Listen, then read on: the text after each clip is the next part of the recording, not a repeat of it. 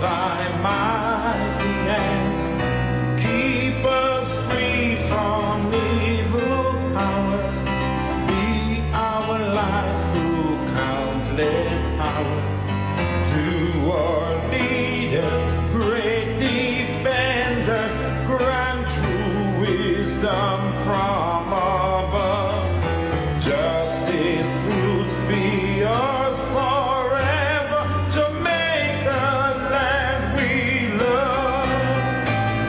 Jamaica, Jamaica, Jamaica, land we love.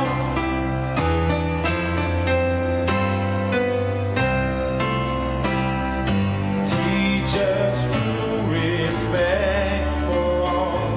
Stir response to duty's call. Strengthen us the weak to change. Give us visions lest we perish. Knowledge sent us, Heavenly Father, grant true wisdom from above. Justice, truth be yours forever. Jamaica, land we love. Jamaica, Jamaica, Jamaica, land we love. You may all be seated.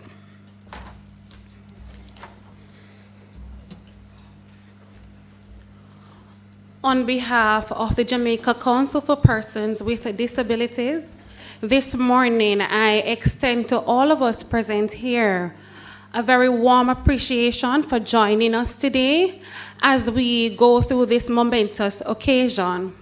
We are here celebrating our 50th anniversary, the launch of our website, as well as our accessibility checklist manual. I think you would all agree with me that, like the reggae girls, the council is now in the big league. Let us put our hands together for the council.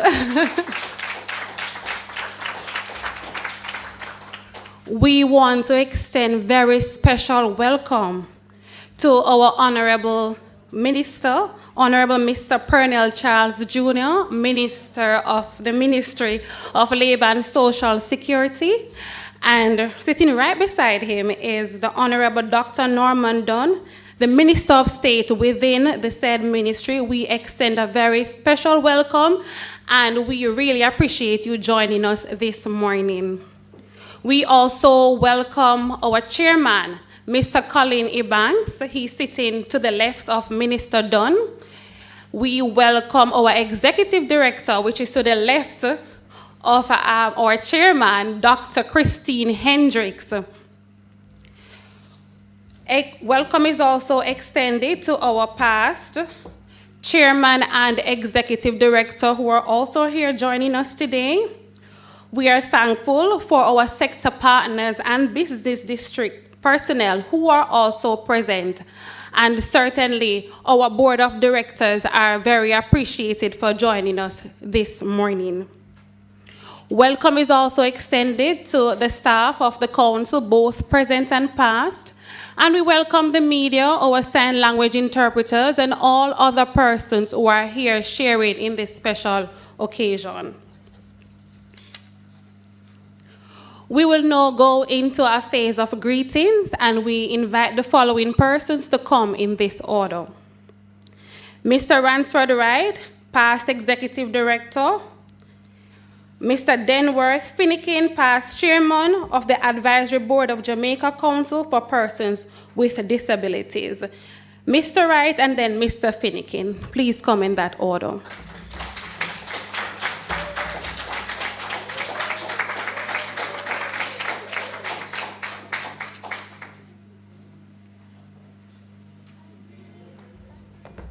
Thank you very much. Good morning, everybody. And all protocols observed. Minister, I was director when your father was a minister. So, you know, you know.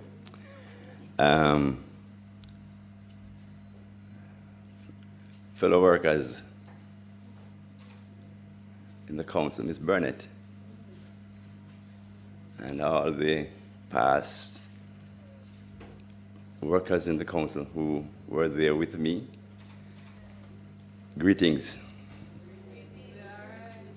Greetings. I spent 28 years in the council. Yes.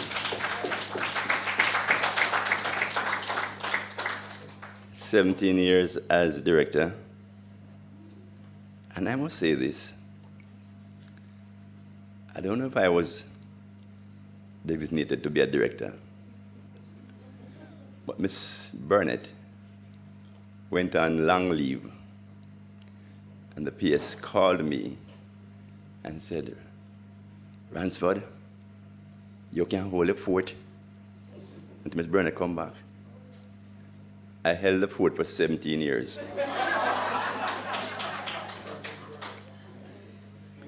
Yes, that was P.S. McIntosh. God bless him. We did some good things in the council. And CDA, I love CDA. And I enjoy working with CDA. ESP, anybody here from ESP? Early Stimulation Program? Yes, and Christine, yes. It's a beauty working with all of you over the years, and enjoyed. We started the council with a few staff. When I came, there wasn't anyone in the parishes, and we launched parish social workers. There were a few workshops. We still have workshops. My only regret is that the workshops are not as tangible as we want them to be, but they are still there. Persons with disabilities, I know you sometimes feel disappointed, but time is a master. Time is a master. I remember doing one post office with a ramp, putting a ramp at a post office. And lo and behold, the engineer for the postal service was a friend of mine. And I said to him, can't we get ramps on the post office? He said, yes, man. But that was a good yes because he didn't have any money. So I had to source money. And thanks to Sajikor, who actually helped in doing some of the ramps. And most post offices now have a ramp. Another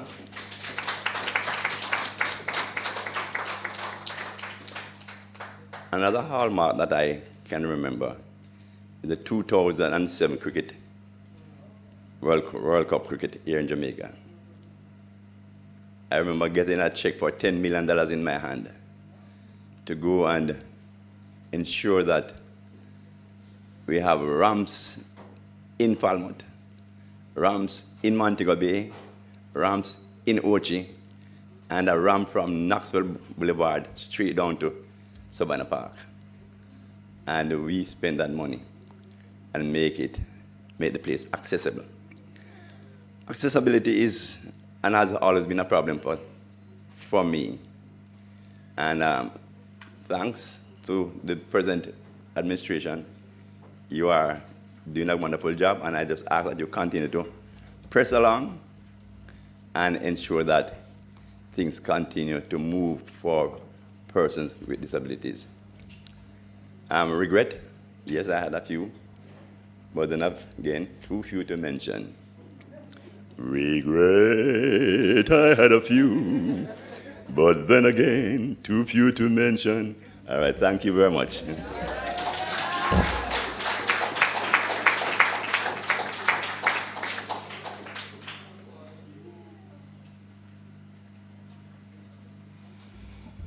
Chairperson, Ms. Janelle Williams, Honorable Ministers, Minister Pernell Child Jr., and State Minister Norman Dunn, Parent Secretary, Mrs. Colin Roberts-Risden, Chairman of the JCPD, Mr. Colin Ebanks, ladies and gentlemen, esteemed guests, fellow advocates for inclusivity, good morning. Good morning. Today we gather to celebrate, in my mind, a milestone in our journey towards a more inclusive and compassionate society. And it is with an absolute honor I stand before you as a past chairman, as a supporter also of the Council for Persons with Disabilities, and as an individual deeply committed to the cause of ensuring equal rights and opportunity for all. As we marked the 50th anniversary of the JCPD, we not only reflect on the progress we have made, but also set our sights on the path ahead. I am humbled to have been chairman of the board during the pivotal moment when the Disability Act was passed in Jamaica's Parliament in 2014. It was a moment that signifies a turning point in the way we view and treat persons with disabilities. Jamaica's early adoption of the United Nations Convention on the Rights of Persons with Disabilities, it demonstrates our nation's unwavering commitment to inclusivity and human rights. It's a commitment that sets a powerful example for the rest of the world to follow, one that says that every person, regardless of their abilities, deserves respect, dignity, and the chance to contribute their unique talents to our society. And so yes, you can clap. And I'm happy that the JCPD has been a guiding light in this journey. And for 5 decades, it has stood as a beacon of hope, advocacy, and empowerment for persons with disabilities. Its legacy is not just in its achievements, but in the lives it has touched, the barriers it has broken, the dreams it has ignited. And so as we celebrate this anniversary, we also usher in a new chapter with the launch of the JCPD Enhanced and Accessible website, a platform that truly reflects the spirit of inclusivity. But the journey to inclusivity does not rest solely on the shoulders of organizations and advocacy groups. It requires a collective effort from all corners of our society. And this brings me to a topic that I believe holds immense potential for our nation's progress: the business community and employers. And so, ladies and gentlemen, I really want to acknowledge the undeniable truth that persons with disabilities are among the most dedicated, committed, and resilient individuals you will ever have the privilege of working with.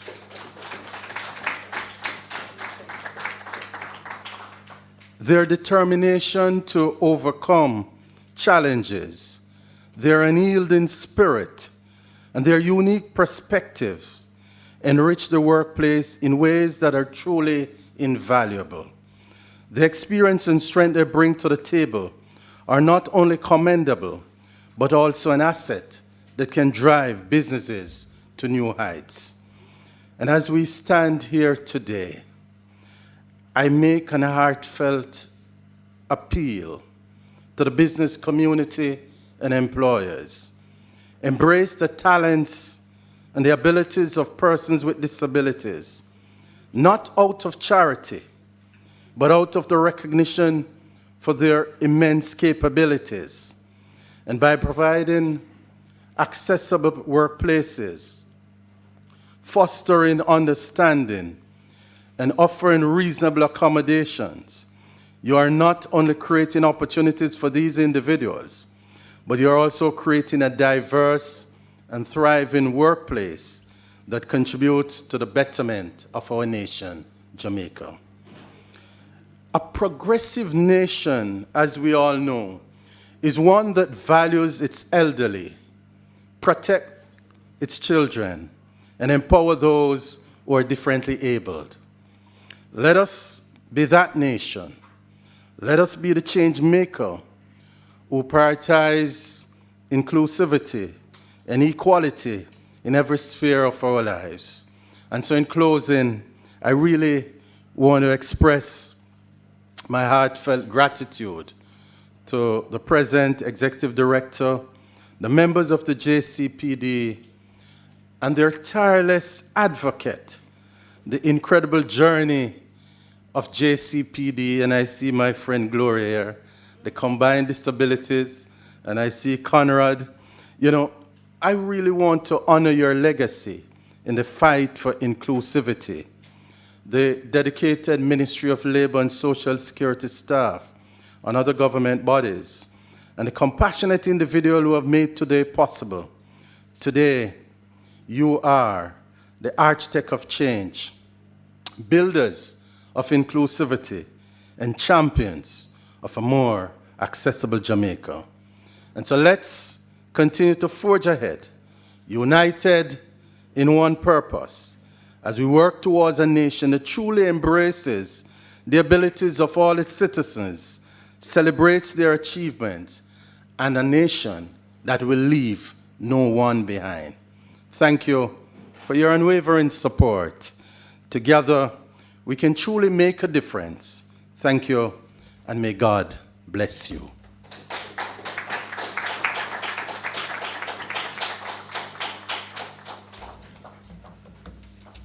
Certainly, we thank Mr. Wright and Mr. Finnegan for those very inspiring words. Mr. Finnegan mentioned that the council touches the lives of persons, and that's one of the many things we do. And so Miss Elise Wood, a recipient of the Margaret Moody Scholarship, is going to come at this time, and she will share with us a testimonial of how her life has been touched by the council. Immediately after her testimonial, Mr. Shauna Russell will come to us with a musical item. Miss Wood, let us put our hands together, please.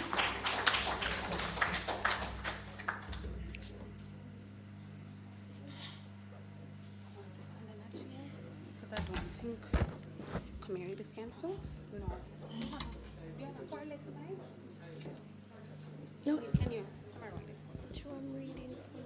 Oh, you want to read something from there? Yes. You want me to hold it for you? Sure. It's not quite this part. You're going to hold it for me? Sure. Okay, I'm so nervous. No, I'm fine.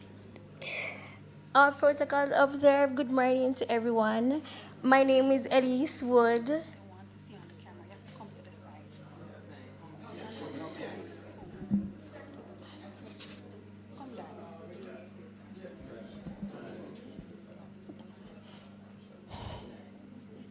All protocols observed. Good morning to everyone. My name is Elise Wood. I am a recipient of the Margaret Moody Scholarship, and I am grateful for the opportunity because I'm sure other persons applied, and to be able to be selected is an honor.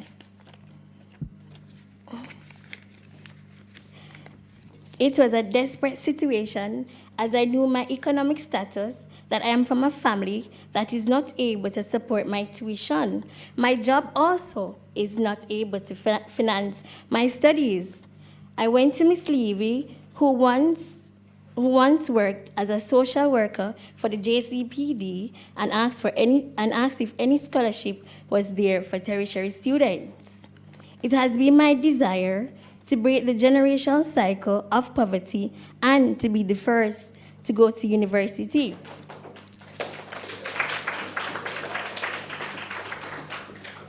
It is my belief that individuals regardless of their disability, should work and earn a living.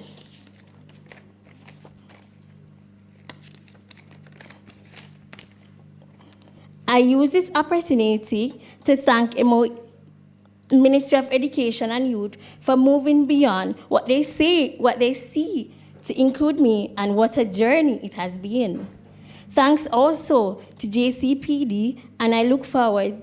I'm sorry, that's it. Thank you. Thanks, everyone. Put our hands together.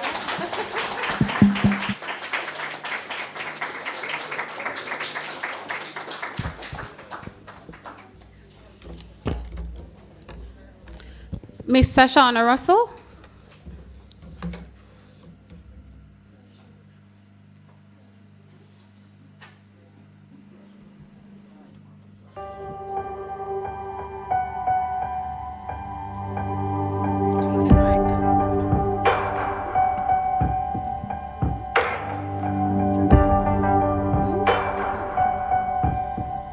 She's asking that you repeat the track, please.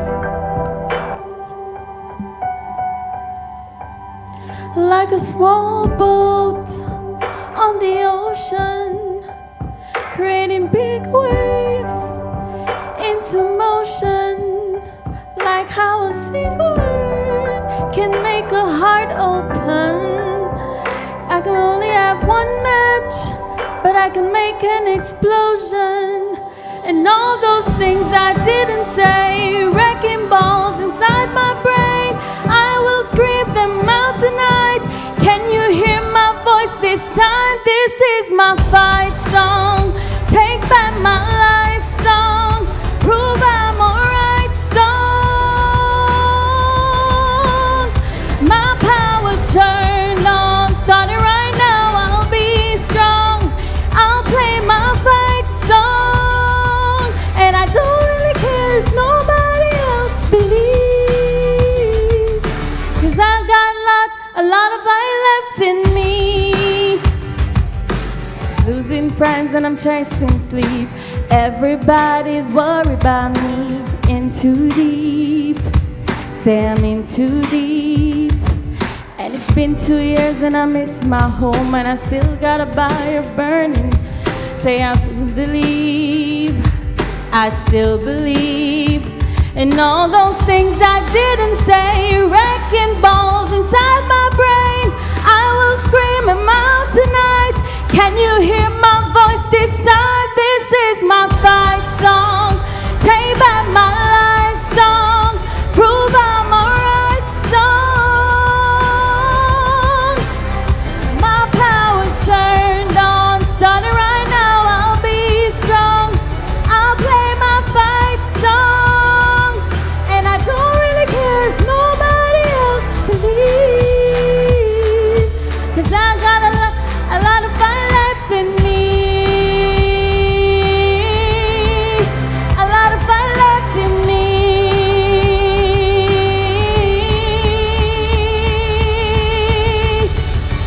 Like a small boat on the ocean, creating big waves into motion. Just like a single word can make a heart open, but I can only have one match, but I can make an explosion. This is my fight song. Prove my life song. Prove I'm alright song. My power's turned on. Starting right now, I'll be strong. I'll play my fight song. And I don't really care if nobody else believes. 'Cause I still got a lot of fight left in me. Yeah, I still got a lot of fight left in me.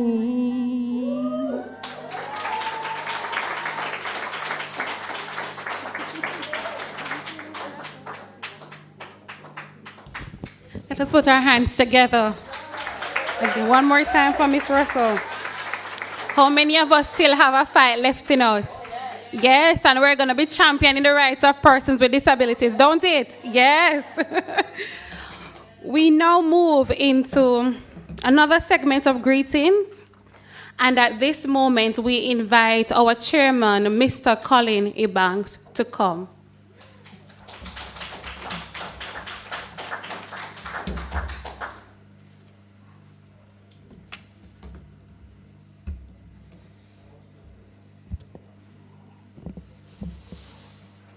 Honorable Minister of Labour and Social Security, Pernell Charles Jr., and Minister of State, Dr. the Honorable Norman Dunn, specially invited guests, members of the board, both past and present, members of staff of the JCPD, and members of the public. Mr. Ransford Wright, Mr. Denworth Finnegan, Miss Wood. Where did Miss Wood go? Thank you so much, Miss Wood. It's good to hear from recipients. I can't tell you the discussions we have about that scholarship fund and how to maximize it. It's really good to hear. And Miss Russell, thank you very much. They asked me to sing, Miss Russell, but they didn't want the joyful noise. They wanted actual music, so thank you very much. Good morning and welcome to this historic occasion as we gather to celebrate the 50th anniversary of the existence of the Jamaica Council for Persons with Disabilities. It's an honor to stand before you today as the chairman of the Board of Management and to commemorate this significant milestone in our organization's history. First, I would like to express my gratitude to all the individuals who have been instrumental in the establishment and growth of the Jamaica Council for Persons with Disabilities over the past 5 decades. From the dedicated advisory board members to the passionate staff, stakeholders, and partners, your unwavering commitment to the mission of inclusivity and empowerment has been truly remarkable. The Jamaica Council for Persons with Disabilities has been a beacon of hope and an advocate for the rights and well-being of persons with disabilities throughout our nation. For 50 years, we have worked relentlessly to break down barriers, challenge stereotypes, and promote equal opportunities for all. Today, we celebrate the countless achievements and milestones that have been accomplished in this pursuit. One of our proudest achievements is the significant progress we have made in the enactment of the Disabilities Act and in advancing accessibility and inclusivity in Jamaica. I would also like to recognize specifically the work of Mr. Carl Samuda, MP, Senator Dr. Floyd Morris, and the dedicated staff of the Ministry of Labour and Social Security who worked tirelessly on the passage of the Disabilities Act over the years. Through collaborative efforts with government agencies, private sector organizations, and civil society, we have played a pivotal role in the development and implementation of policies and legislation that protect and promote the rights of persons with disabilities. Our advocacy has not only resulted in tangible improvements in physical accessibility, but continues to foster a more inclusive society where individuals with disabilities can fully participate and contribute. The Jamaica Council for Persons with Disabilities has been at the forefront of promoting a supportive and inclusive community. As we celebrate this 50th anniversary, we must also look to the future and acknowledge that challenges lie ahead. We must remain steadfast in our commitment to advocate for the rights and needs of persons with disabilities. We must continue to push for greater accessibility, equal opportunities, and social inclusion for persons with disabilities. Together, we must work to build a future where every individual, regardless of their abilities, can thrive and contribute their unique talents and perspectives to society. In closing, I want to express my deepest gratitude to all the individuals who have been part of this 50-year journey with the Council for Disabilities. Your dedication, passion, and unwavering support have been the driving force behind all our accomplishments. Let us celebrate this remarkable milestone and recommit ourselves to the important work that lies ahead. Together, united and aligned in our vision for Jamaica, we can make this blessed island the place of choice for all to live, work, raise families, and do business.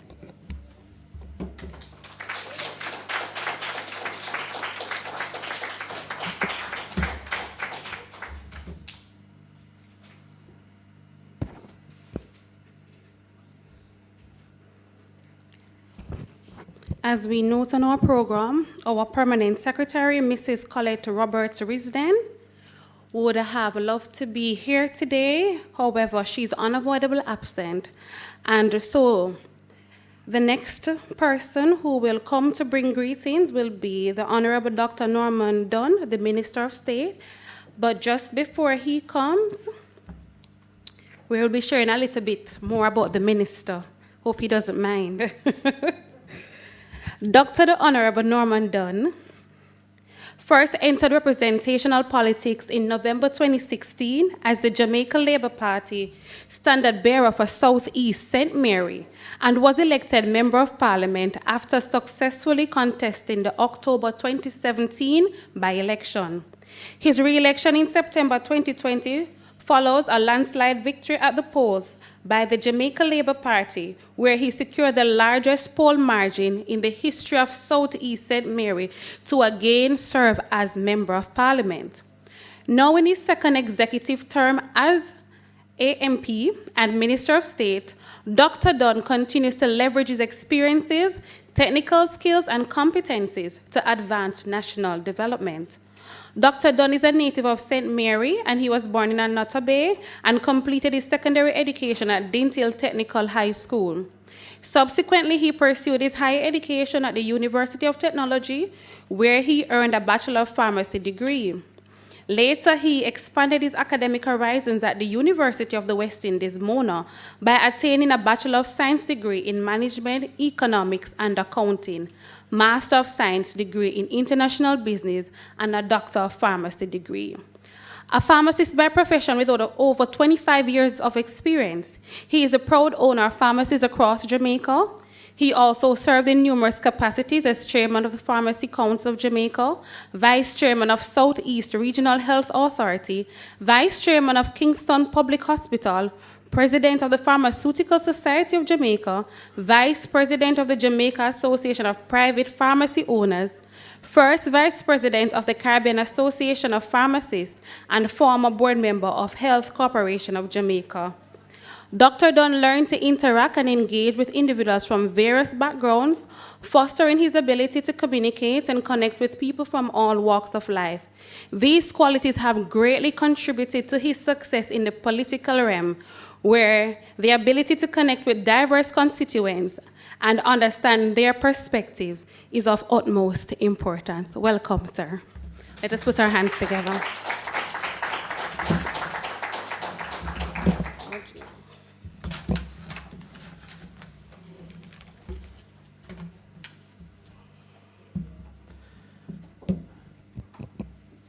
Thank you very much for that warm welcome. And unlike our chairman, who I think they asked him to sing, but he has refused, if you ask me to dance, I'll do it. So I can add that to the resume. I'd like to recognize first my minister, Minister Pernell Charles, and to say that it's a pleasure to work with Minister Charles. So let me give you a secret. You realize they're here, right? Who has a hair like this? Who has a hair like this? Pernell Charles Sr., right? So what that makes me?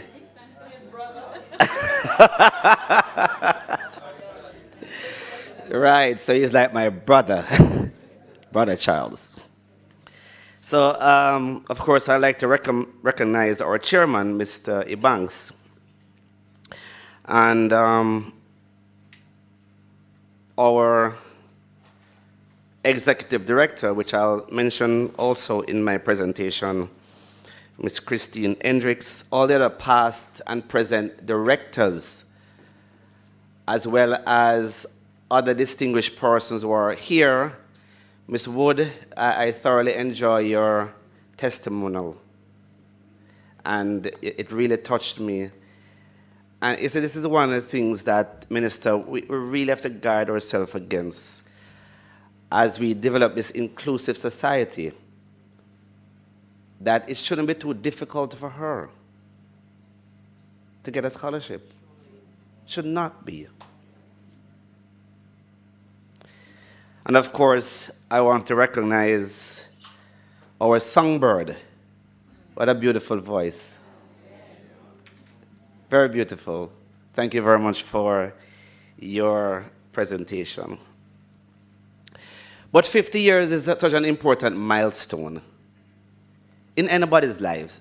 I would say, Minister, that 50 years is like the sweet spot.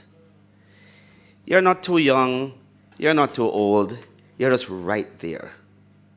Right there. So I believe it's one of the best spots that anybody can be, and an organization like this can be at 50 years. It's a time to reflect, but it's also a time that you can plan, having all the experiences under your belt to chart a new way forward. And 50 years, I realized that the balloons here have what in it? What colors? Gold. So 50 years is the? Exactly. And gold is very valuable. It is coveted, beautiful, and is indicative of wealth, and a word that I love so much. I know Minister Charles loved that word too, prosperity. But there's a flower that is also associated with the year, and that's what? Carnations. And carnation signifies love, happiness, and luck. So I wish you, as you go on, for the next 50 years, luck, of course, because that is so important, but love and happiness. So, Minister Charles, Minister of Labor and Social Security, Mr. Denworth Finnegan, other past chairpersons of the Jamaica Council for Persons with Disabilities, Dr. Christine Hendricks, Executive Director of the Jamaica Council for Persons with Disabilities, members of the Disability Rights Tribunal, members of staff of the Ministry of Labor and Social Security, special invited guests, members of the media, good morning. Distinguished guests, ladies and gentlemen, today I join you with immense pride and gratitude to celebrate with the Council for Persons with Disabilities as we mark this momentous occasion of their 50th anniversary. This milestone represents 5 decades of relentless dedication, advocacy, and progress in our history of advancing the rights for inclusion and empowerment of persons with disabilities throughout our beloved land we call Jamaica. I would like to express my heartfelt appreciation to the persons who have contributed to the success of the JCPD over the years, from the founding members who had the vision and foresight to establish the Jamaica Council for Persons with Disabilities, to the passionate advocates, the dedicated staff, and the supported social partners of the JCPD who have worked tirelessly to bring about positive change. Each and every one of you have played an instrumental role in shaping the landscape of disabilities rights in our country. The journey to where we are today has not been without challenges. We have faced societal barriers, attitudinal prejudices, and systemic inequalities. However, through our collective determination, we have triumphed over adversity, making significant strides in promoting accessibility, equal opportunities, and social inclusion for persons with disability. I envision that very soon, and I mentioned it on a radio program yesterday morning, that every building in Jamaica will provide ease of access to a person in a wheelchair through the provision of a simple structure like a ramp. I also envision a Jamaica where every educational institution will be retrofitted with visual and hearing equipment that every student and allows them the equal opportunity to be a part of the learning experience. So today, as we celebrate the past achievements of the Council, let us not lose sight of the fact that the work to normalize the concept of inclusivity and putting an end to discrimination is far from complete. We must continue to strive towards a society where disability is not a barrier to success, where every individual can unleash their full potential, and where inclusivity is the cornerstone of our community and the Jamaican society at large. So as the JCPD embark on the next chapter of their journey, let us join them in renewing our commitment to the principles of equality, dignity, and empowerment, and lend a hand to support the Council's work. Let us advocate for the implementation of policies that will safeguard the rights of persons with disabilities and work towards the removal of physical communication and attitudinal barriers that hinders their participation in all spheres of their lives. I would like to take the opportunity to express my heartfelt appreciation to the incredible individuals. I would have seen Ms. Wood and our songbird this morning, who have disabilities, who have demonstrated resilience, strength, and determination in the face of adversity. You are the driving force behind the work of the JCPD, the ministry, and the government of Jamaica. May you continue to triumph in your various spheres and inspire us to achieve a better future. In closing, ladies and gentlemen, I want to implore all of us to celebrate the 50th anniversary of the Council for Persons with Disabilities with joy, reflection, and a renewed commitment. Together, let us build a society that embraces diversity, respect the rights of all individuals, and ensure that no one is left behind. This country that we're building is a great country. There's no doubt about that. Even with the passage of this act, we're the leader in the Caribbean in a number of these institutions that we are creating in Jamaica. And this is no simple feat. We as a government, the Prime Minister, the members of the Cabinet, are seized of the importance of an inclusive civil society. And you have heard the Prime Minister speak about civility. This is a society that we must build, a society that cares for each other, as a society that cares for the persons who we believe are vulnerable. If we do not do it, who will?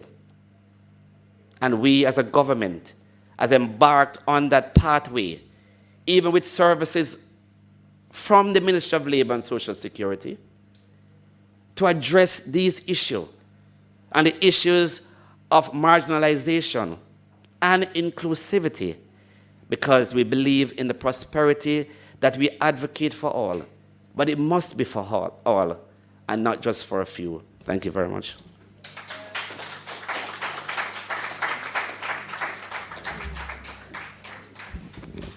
Honorable Minister Dunn, we hear the passion in your voice, and we thank you for that charge. At this point, our present Executive Director, Dr. Christine Hendricks, will come to us as we share in the launch of our 50th anniversary and the anniversary video presentation. As Dr. Hendricks come, it was remiss of me to not have acknowledged one of our standard bearers, and that's the presence of Miss Vivienne Burnett. She's a past director. Miss Burnett, could you just wave your hand, sorry, as we welcome you. We are truly grateful to have you with us, Miss Burnett. Dr. Hendricks.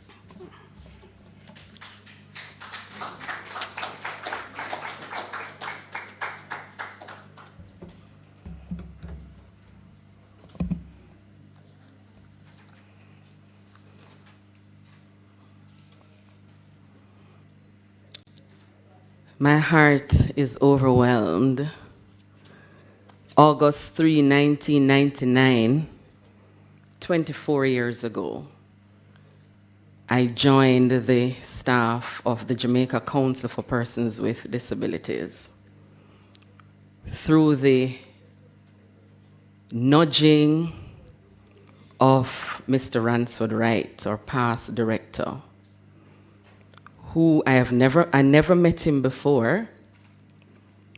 We so happened to be in the same class when I was doing my bachelor's degree, and he apparently had been taking note of me throughout our time in class. And I recall, and I'll never forget, it was our last class, group counseling, and the lecturer asked us, "What is your greatest fear?" And for me at the time, my greatest fear was the fact that my husband and I, we were young, we decided to leave Manchester where we lived and move into Kingston because he was going to be going to the University of the West Indies to finish his degree. And I thought it best that we just have one home rather than two. And after I shared that, I stepped outside when it was the break, and I was having my fruits, which is my norm for those who know me. And I felt this presence walk up behind me. And he introduced himself. And he introduced himself and asked me if I knew I had a disability. I was hearing that word for the first time. And I looked at him and I said, "A what?" He said, "A disability." I said, "Where?" He said, "Your fingers." And I looked at them like for the first time and I said, "Oh, so that is what it is called?" And he explained to me some of the benefits that could be afforded me if I registered with the Council for Persons with Disabilities. And then he said to me, "I have a job for you." 1 year later, that was 1998, 1 year later, I joined the staff. Mr. Wright, without you, there is no me.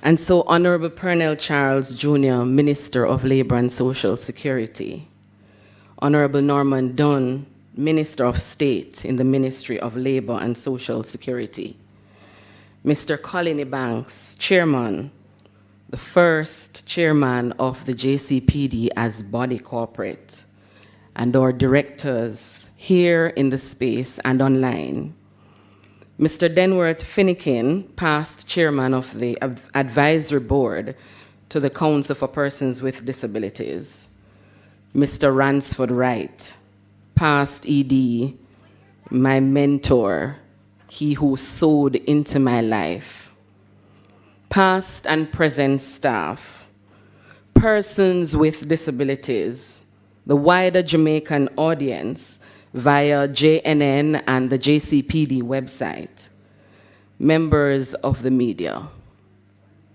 Today, it is my honored privilege to rise to the occasion of launching the 50th anniversary celebrations of the existence of the Jamaica Council for Persons with Disabilities. I stand today because of the hard advocacy, sweat, and tears of our forerunners. People like the late Sarah Newland Martin, Monica Bartley, Wilbert Williams, Ransford Wright, Gloria Goff, Christine Rodriguez, Iris Suter, Michael George Thorney, Dr. Molly Thorburn, Derek Palmer, and countless others, to hail an organization that stands as a beacon of hope for over 450,000 persons with disabilities in Jamaica.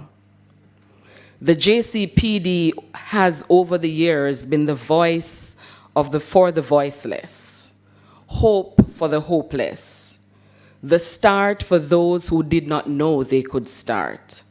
Dare I say, the voice of God in this nation. The JCPD, then called the Jamaica Council for the Handicapped, was birthed 50 years ago, July 1973, out of a study carried out in 1971 through the government of Jamaica with the assistance of the international organizations to assess the welfare of the community of persons with disabilities, then called handicapped, to facilitate them achieving a sufficient livelihood and satisfying self-reliance. The result of this study was a policy paper titled The Vocational Rehabilitation Service that set strategies and directions to meet the needs that would realize the necessary objectives that were set. This policy paper was reviewed and revised over the years to meet the relevant changing needs of persons with disabilities. The main objective then was equality of opportunity between persons with disabilities and others in society. Vocational rehabilitation is the process designed to develop or improve or restore a person's ability to work when he has a disability. And so the recommended ongoing long-term objectives of the JCH at the time was ongoing programs to further improve the established rehabilitation projects. 2, to decentralize rehabilitation programs through developing community-based centers and special programs placed throughout the island. 3, to maintain close interaction and cooperation with government ministries and non-government agencies that provide services to persons with disabilities. And 4, a goal we are looking yet forward to achieve, a goal of 5% of jobs, both in the public and private sector, should be held by persons with disabilities. Through cabinet approval, the Jamaica Council for Persons with Disabilities was established as an agency of the then Ministry of Social Security, which became the Ministry of Labor, Social Security and Sports, today known as the Ministry of Labor and Social Security. Cabinet's approval of the council then indicated its concern for the well-being of persons with disabilities in Jamaica, which at the time was estimated to be 250,000 persons, or 10% of the Jamaican population. As the programs developed, the Lucy Workshop in Fort Charlotte, Lucy, Hanover, was established in 1974. This workshop trained clients with disabilities in woodcraft, garment construction, and mat making. Its strategic location, which attracted tourists, enabled the council to use it as an outlet for fine finished goods produced by other workshops, thus providing training and employment for persons with disabilities in Hanover.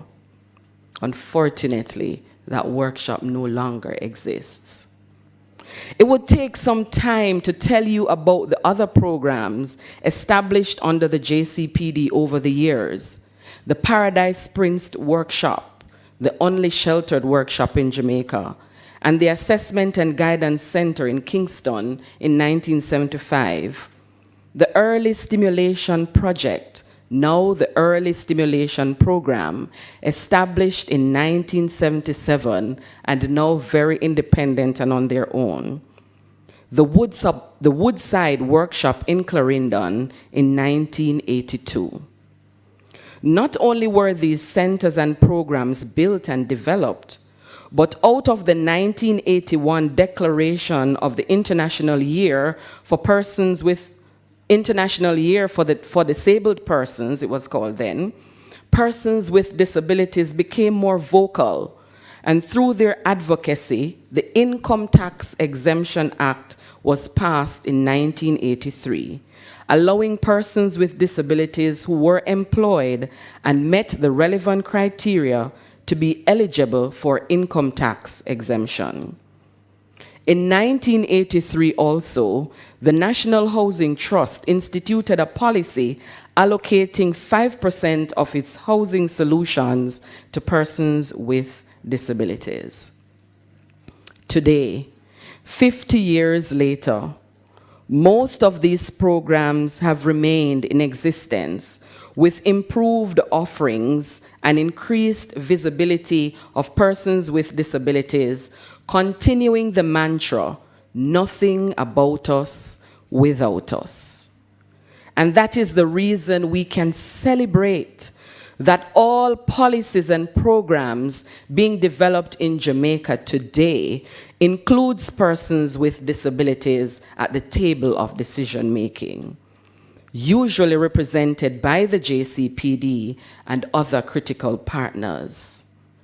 We celebrate and boast of the national policy for persons with disabilities in 2000. 2003, the drafting of the Disabilities Bill. How can we forget that? Some of us in the room were part of that journey. In 2007, the ratification of the Convention on the Rights of Persons with Disabilities, with 50 articles, 33 addressing the rights of persons with disabilities. Monica Bartley and the others led the charge, I was young then, in the business of Vision 2030 National Development Plan, the Disabilities Subsector Plan. And in 2014, the long-awaited Disabilities Act was passed in both houses of Parliament. In 2015, the UN and countries around the world, including Jamaica, introduced the policy towards the UN Sustainable Development Goals, ensuring that we deliver as a country, as a nation, delivering on the 2030 agenda mantra to leave no one behind. And February 14, 2022, the effective day of the Disabilities Act, transitioning the Jamaica Council for Persons with Disabilities as a body corporate or a statutory body. My heart is overwhelmed as we launch this 50th anniversary year-long celebrations today. We have much to give God thanks for. We have much to celebrate. And despite the challenges that remain, we remain resolute that the JCPD will remain that beacon of hope to promote, protect, and ensure the full and equal enjoyment of privileges, interests, benefits, and treatment of persons with disabilities on an equal basis with others, thus making Jamaica a more inclusive society for persons with disabilities. We salute the JCPD. We treasure the memories. We stand committed to the charge and hand over the baton to the next generation to continue the journey. There is no turning back. The Disabilities Act ensures that. The region and the world are looking on to see how, as Jamaicans, we implement this Disabilities Act.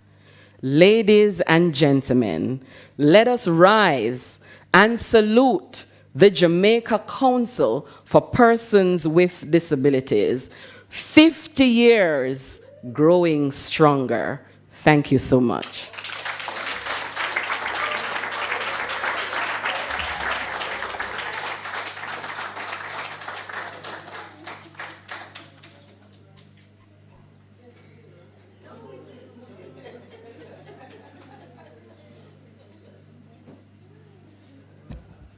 We will now have the anniversary video presentation.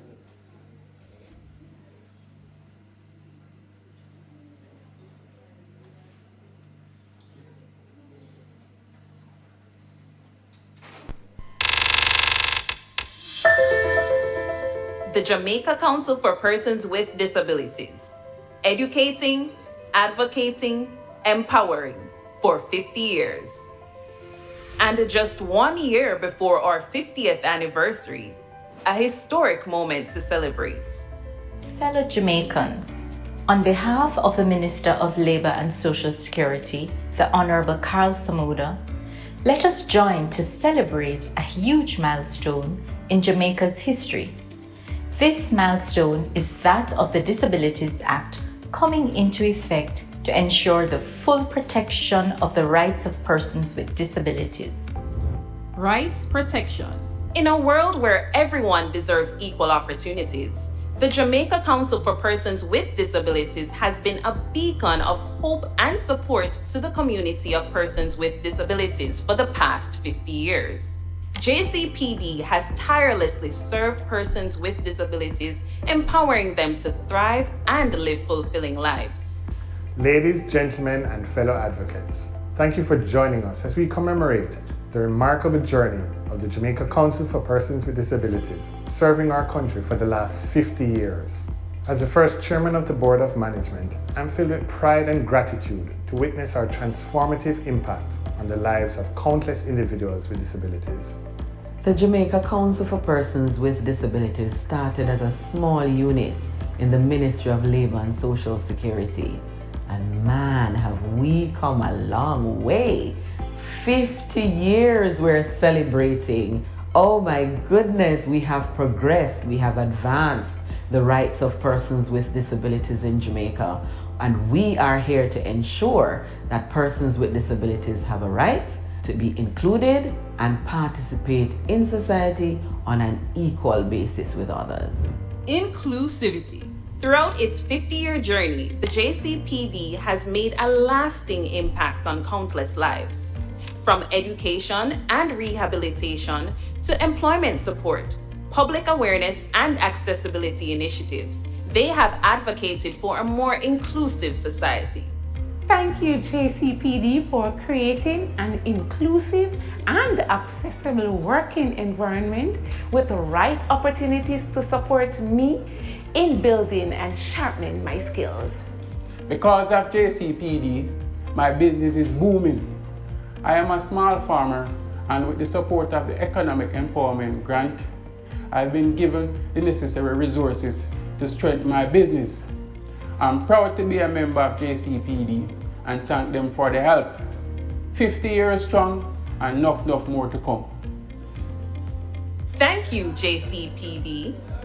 I found a place where my skills were discovered and valued. They helped me to secure employment. They helped to create an inclusive workplace. where I feel secure and they appreciate me for who I am. I am a living proof that everyone who has a disability has skills waiting to be unleashed. I am visually impaired. When I learned of this, it was a devastating experience for me. However, my introduction to the JCPD has significantly assisted in this journey. The JCPD's Assistive Aid Program has benefited me in that I received a laptop from the JCPD, which without I could not have completed my program in the bachelor's degree in career development. I celebrate the JCPD's 50 years in existence. Progressive realization. As we celebrate the 50th anniversary of JCPD, let us reflect on the tremendous achievements and renew our commitment to champion the rights and aspirations of persons with disabilities. Let us persevere in building a future where persons with disabilities can thrive and reach their full potential. Let's continue.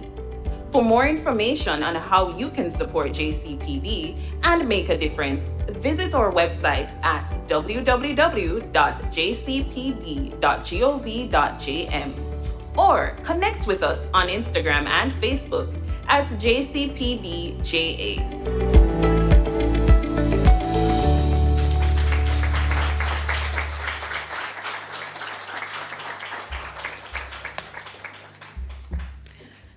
We celebrate JCPD. I believe Dr. Hendricks had invited us to rise and salute the council. May I invite us to do so?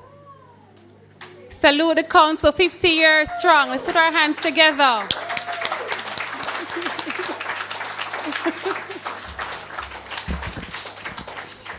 You may be seated. Ladies and gentlemen, our keynote address will be delivered by the Honorable Minister, Mr. Pernell Charles. Just as he comes, we will also learn a little bit more about this minister. Honorable Pernell Charles Jr., Member of Parliament, Justice of Peace, was appointed Minister of Labour and Social Security on May 22nd, 2023. He is a two-time Member of Parliament, currently serving in Southeast Clarendon. Minister Charles Jr. is a former government senator and a member of cabinet where he served as Minister of Housing, Urban Renewal, Environment and Climate Change. Prior to this appointment, he served as Minister without portfolio in the Ministry of Economic Growth and Job Creation, with responsibility for water, housing and infrastructure, preceded by his tenure as Minister of State in the Ministry of Foreign Affairs and Foreign Trade, with responsibility for Diaspora Affairs and the National Council for Coastal Zone Management, among other areas. Minister Charles Jr. also served as Minister of State in the Ministry of National Security, where he had portfolio duties for the Department of Correctional Services, the Jamaica Combined Cadet Force, and special projects within the National Security portfolio. Pernell Charles Jr. is an attorney at law qualified to practice law in Jamaica and the United States of America. Throughout his professional career, he served with distinction as a judicial clerk, senior clerk of court, Crown Counsel at the Office of the Director of Public Prosecutions, and as the lead counsel and managing attorney of the law offices of Pernell P. Charles Jr.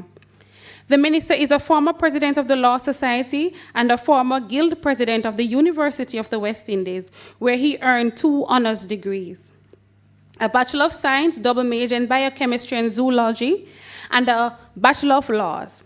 Additionally, he holds a Master of Laws degree from the George Washington University Law School in Washington, D.C., where he was awarded the Thomas Bjorgenthal, is that the pronunciation? Okay. Scholarship for academic performance. Pernell Charles Jr. was born with a passion for community service, and as a youth advocate, he participates in community activities geared towards uplifting underserved communities and protecting the most vulnerable. He also continues to serve as the chairman of the UNESCO Youth Advisory Council. Join me, please, ladies and gentlemen, in welcoming our honorable minister.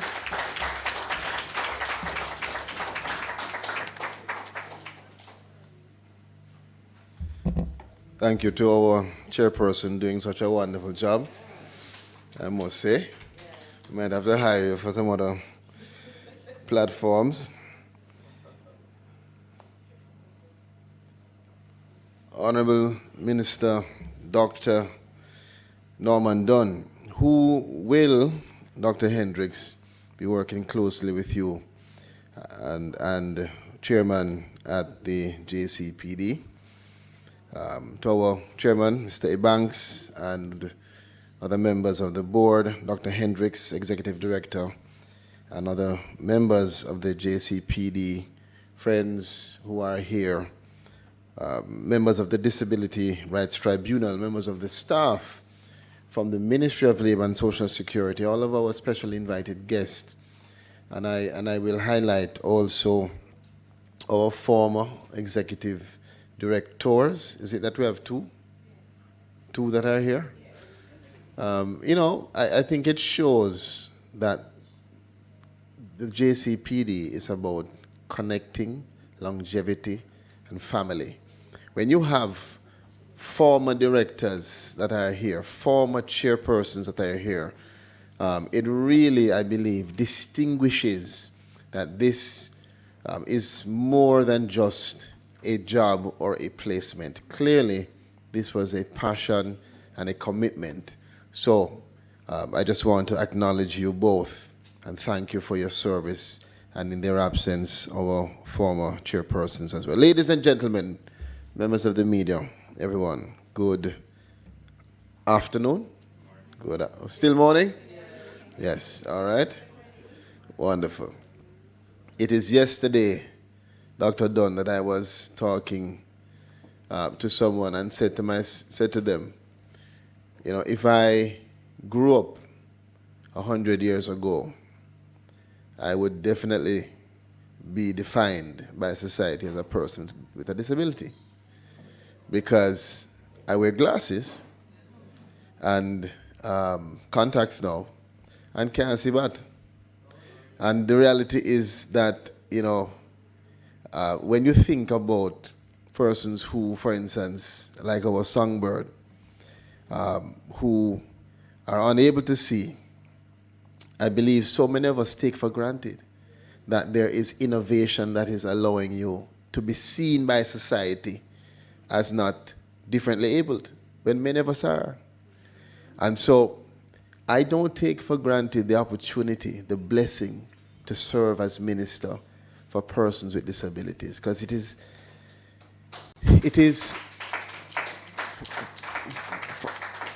for me, it is an opportunity to raise awareness to the reality, because we live in a society where people are always trying to be normal, ordinary, the same, you know, in a pattern. And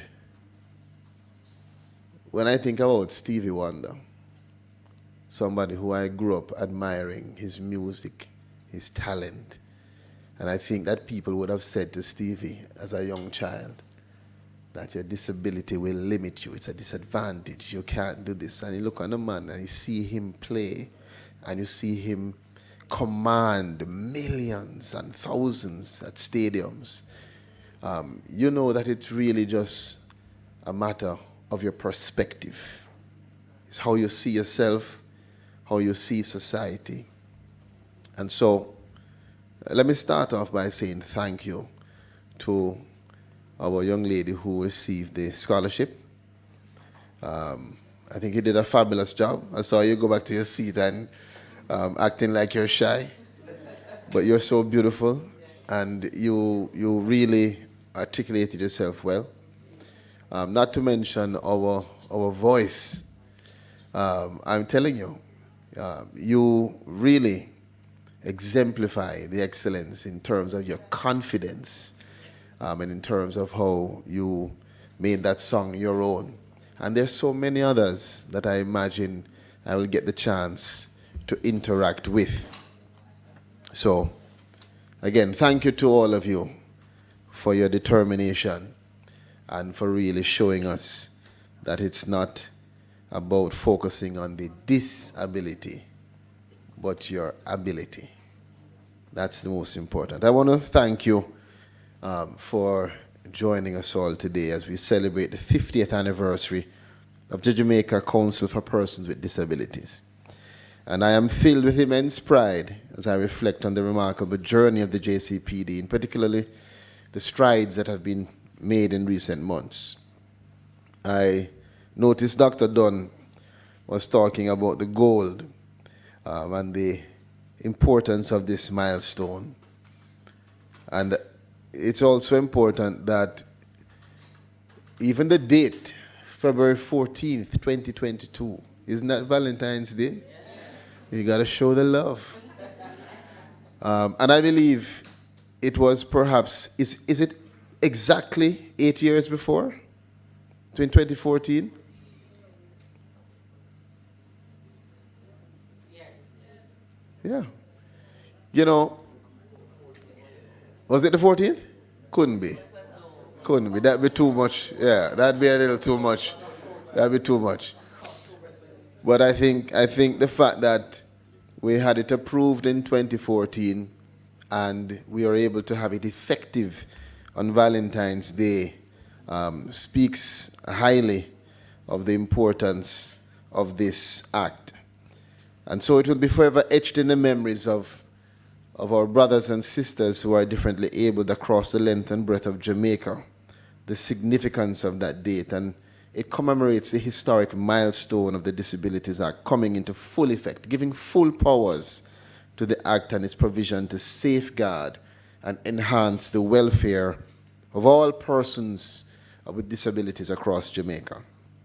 This day is significant to us as a people, as it is recognized as a day that we finally have taken now the tangible steps to operationalize goal number 1 of Vision 2030 Jamaica Development Plan.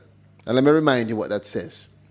Jamaicans are empowered to achieve their full potential, and specifically the Disability Subsector Plan, which envisions Jamaica as a society that is inclusive, accessible, provides opportunities for all, and recognizes the rights, freedoms, and responsibilities of persons with disabilities in the process of nation building. I think that's brilliant. And this was a step in the right direction to firmly establish Jamaica as a rights-based society for all persons. We have a lot of work to do, but certainly we must acknowledge the great work of the JCPD. And through the effectiveness of the Act, the new JCPD, as mentioned by our Executive Director, has been mandated by law as the government's corporate entity with responsibility for policy making, monitoring, and advocacy for the prevention of the causes of disability, for rehabilitation, and to lead in the implementation of programs, projects, and initiatives to ensure the equalization of opportunities for persons with disabilities. Permit me to share with you a story. One example of the impact of the work undertaken by the JCPD.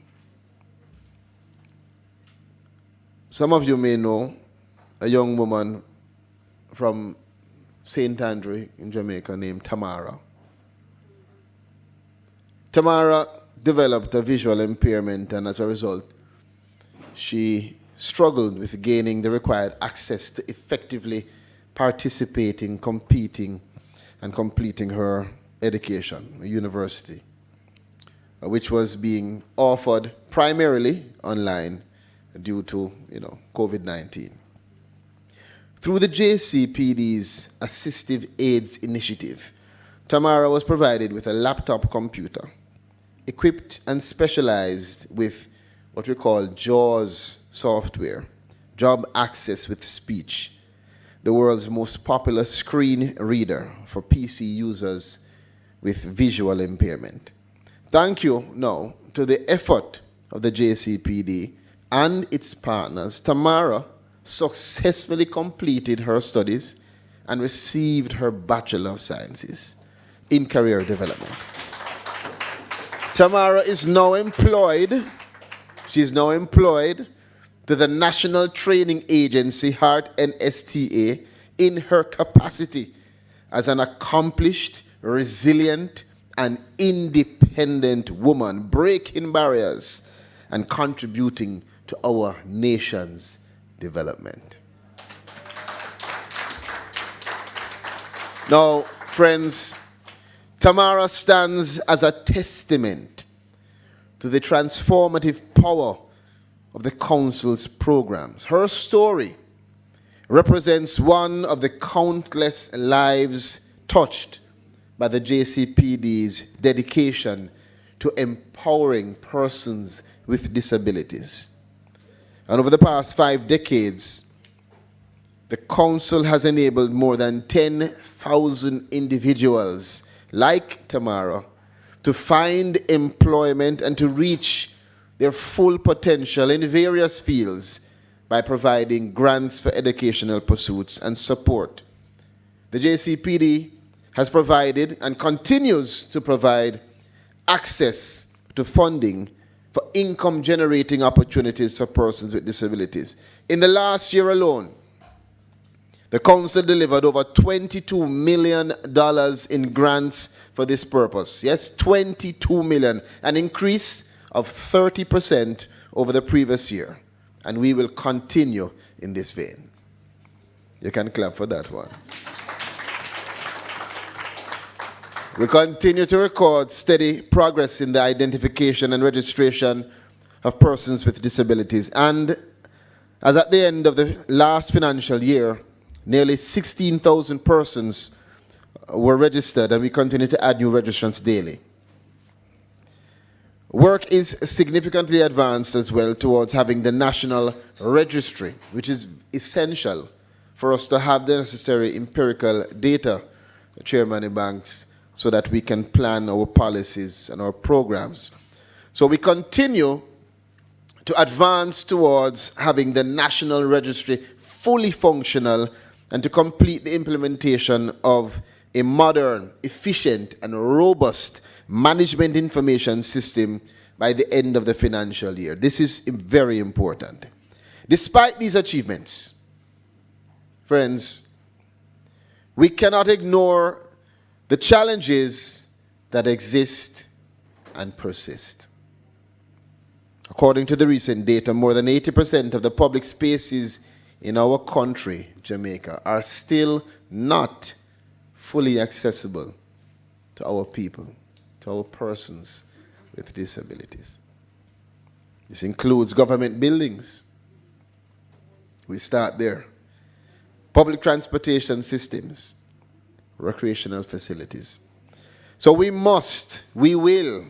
are committed as ministers to being bullish in continuing our collective efforts to work together as a team to remove these physical barriers that hinder the full participation and inclusivity of persons with disabilities.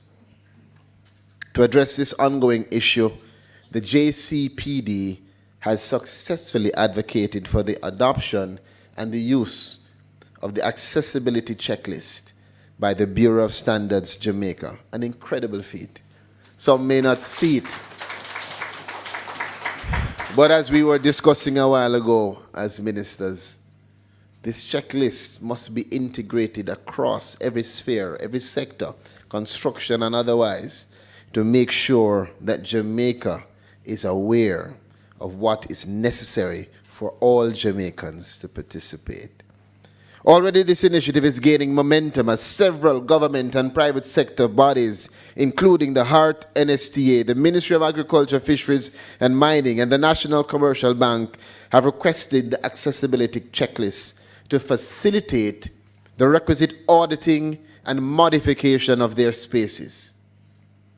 Continued use of this tool will ensure that everyone, regardless of ability, can enjoy our beautiful island to its fullest. To this end, the JCPD will continue to actively pursue the establishment of standards to reduce discrimination in access to public transportation and public buildings, and for us to establish the monitoring mechanisms for compliance with the accessibility component of the building code. And we're going to do so by finalizing the requisite codes of practice and laying them before the Parliament incrementally over the next 3 to 4 years.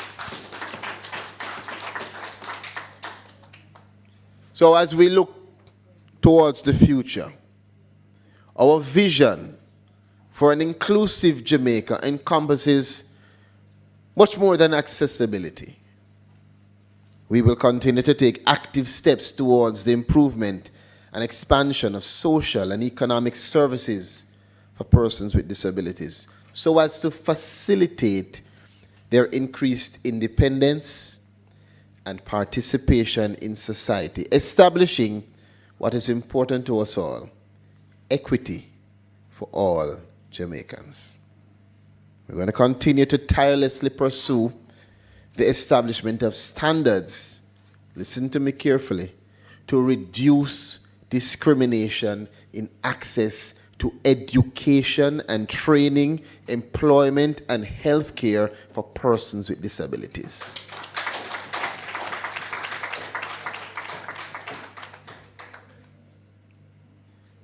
You can read my face. I don't need to say anything more in relation to recent events. Take it as a warning.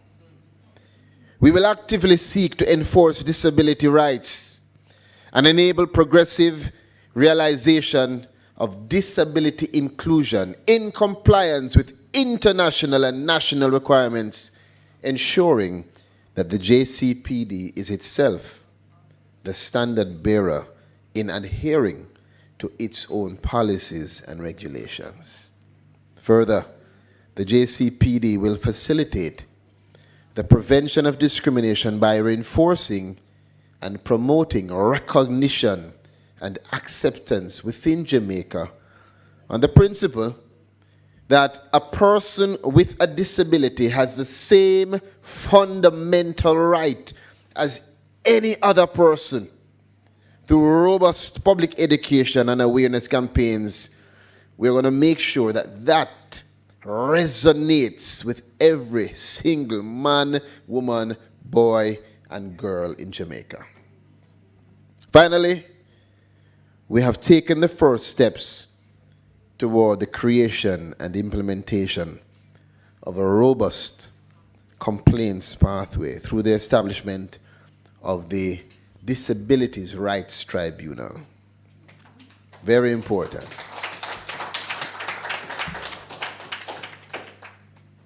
The JCPD remains committed to promoting awareness and understanding within communities, schools, and workplaces by fostering empathy and dismantling stereotypes.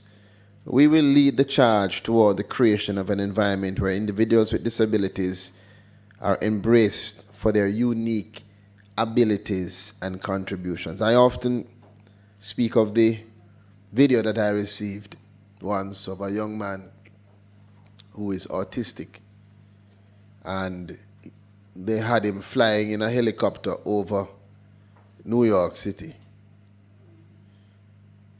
And well, I don't even know if it, I had to wonder if it was real. I actually called somebody in New York who was close to them, and they said it is real, that this young man, after flying, was able to recall and paint the entire skyline of New York just from recollection. So, you see, I'm of the view that we are differently abled, all of us. All of us. And there's always a place for us once we've been created by the Almighty. We have to find a way to make sure that the rest of society appreciates that. So today, as we celebrate 5 decades, 50 years of accomplishments, we look towards a vision for further inclusivity and equity for the foreseeable future. But we cannot achieve that vision alone. The Council, therefore, must pursue strong partnerships. And these partnerships are going to assist us to break discriminatory barriers to ensure that Jamaica becomes more accessible for persons with disabilities. We will continue to foster these relationships with our local and international development partners and to create additional partnerships as we work to prohibit discrimination and promote and protect equal rights for all Jamaicans. I want to affirm today that this government supports the mission of the JCPD, and I call upon all individuals, businesses, and other government agencies, ministries, departments, to join hands with the JCPD in support of our collective mission. Together, we can and we will ensure that the next 50 years witness even greater strides towards a truly inclusive society.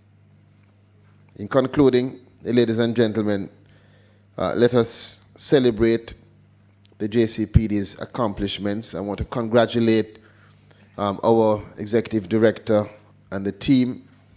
And importantly, we have to acknowledge that challenges remain. We have several barriers that exist, several things that need to be adjusted, fixed, removed. But let us see these challenges as an opportunity to ignite our passion and to build a future society where every Jamaican, regardless of ability, can get a chance to flourish. Let us remember Tamara. Let us remember her success story. It's just the beginning of a legacy of empowerment and progress. And together, I'm confident as your minister that with my Minister of State and with the team at the Ministry of Labor and Social Security, we will build a Jamaica where diversity is celebrated, a Jamaica where every person has an opportunity not just to survive, but to thrive. I want to thank you, congratulate you once again. Congrats to the JCPD, the Jamaica Council of Persons with Disabilities, on your 50th anniversary. And here's to a brighter and a more inclusive future for all. We should have some glasses in our hands. I feel like this is a moment to cheers. So without glasses, you can hold up your imaginary glass as we say to the JCPD and to all of our team members and stakeholders, cheers to 50 years. One love.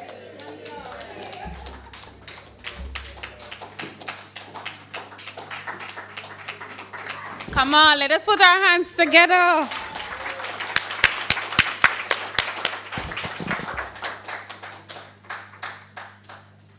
So many golden nuggets we've heard from our minister.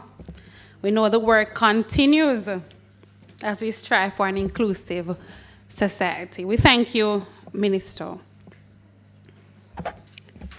I now invite Ms. Adrene Pinnock, Manager of Corporate Communications and Public Relations at the Council, to come now as we launch our website. Let us welcome Ms. Pinnock.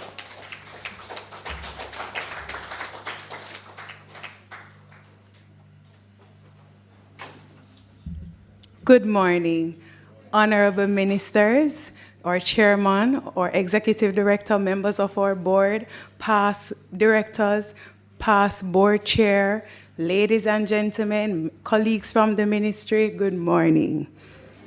No, sir. No, sir.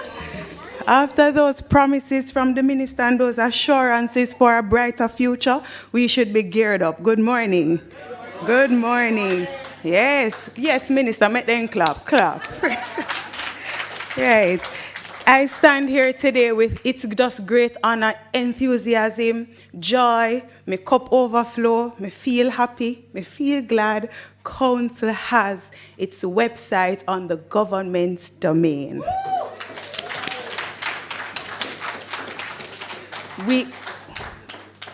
You see, when our 50th birthday party keep, it's a milestone, not true? Council 50. And we have to cheer a little harder than that. Everything we say, you must feel happy and you clap.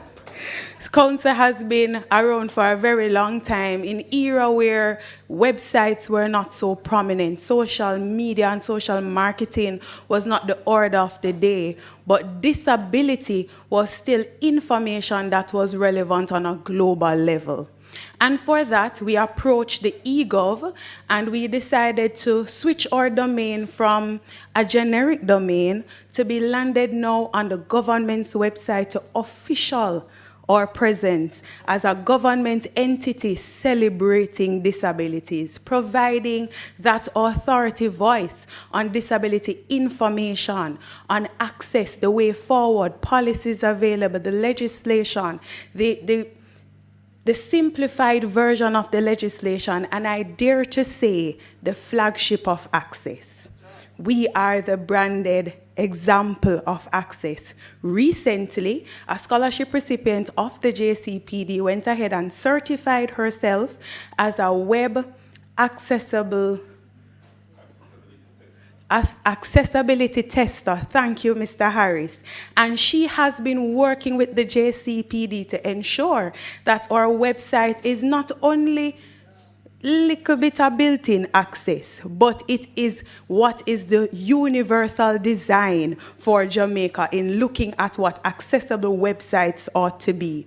It's a work in progress, but I want to say we are starting at a good place where you can find information about the organization. We started with where we are because you have heard from our minister that we have a bright future ahead. So in days to come, you will see a greater build out of information, of the work we have been doing and the partnerships we will forge and how we will charter the path to ensure that Jamaica is an inclusive place where everyone who has a disability will be able to have their rights protected. So I invite you to visit our webpage, see our information, not only read, but adapt and utilize so that your organization too will come in compliance with access and staying knowledgeable about the Act. I would want to make special mention to my friend, Mr. McIntyre from the eGov, representing that organization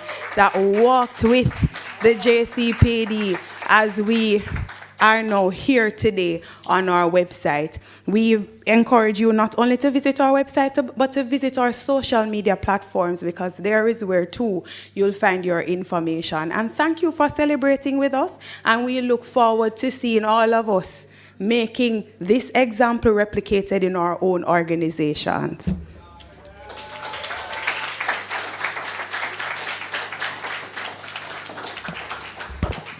Thank you very much, Ms. Pinocchio. At this point, Dr. Christine Hendricks will come to us once more, and this time we are looking at the accessibility checklist presentation.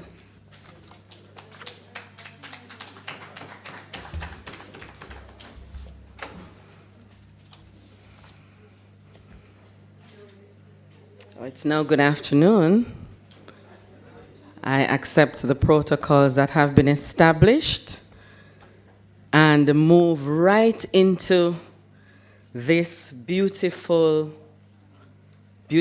designed manual, the accessibility checklist, both for those who can see and in Braille for those who are able to read Braille. Now, what is the genesis of this checklist, and where did we get it from? So in 2015, there was a project call from the Organization of American States. The Spanish acronym is RIAL, R-I-A-L. And this was because it still exists, is an inter-American network for labor administration. And it is a mechanism where countries, the ministries and departments of labor can have cooperation and technical assistance. And so I wrote that project, and with the help of the Ministry of Labor and Social Security, and our project bid won us 3 delegates from Jamaica to a visit to Washington State to look at how disability was done from policy to practice. Myself, CTD Jennings, and the legal officer at the ministry at the time, Mrs. Camille Bennett Campbell, we went to Washington and we visited quite a number of organizations to see how they implemented the Americans with Disabilities Act. We learned quite a bit because our act was very new here in Jamaica and we needed to learn how others have done it. And so I recall us visiting the Access Board. That's an organization that they ensure that all buildings and so on were accessible to persons with disabilities. And so when there was a building that was going up, any architectural design, there were, I cannot forget this gentleman with quadriplegia. He sat in one of those specialized wheelchairs, and every plan had to pass through his desk before it could be passed for them to begin to develop any building or to construct any building at all. And I thought to myself, you know, this is such an excellent example of where Jamaica needs to be, you know, or where we could get, you know, if there is a tool that we could utilize to guide when our ministry or municipalities, when they are checking, you know, building the architectural drawings. And so they introduced me to the checklist. It didn't look like this, of course, but we have, and I asked them at the time if we could adapt it, if we could utilize it if we needed to. And they gave their permission for us to utilize it. Now, when we returned to Jamaica, we recognized there would have to be a process here because we would have to the Bureau of Standards and the Ministry of Local Government, along with the municipalities, would need to determine if the measurements and everything that was said here met our standards, similar to what was in the building code. Dare I say, it took us a number of years.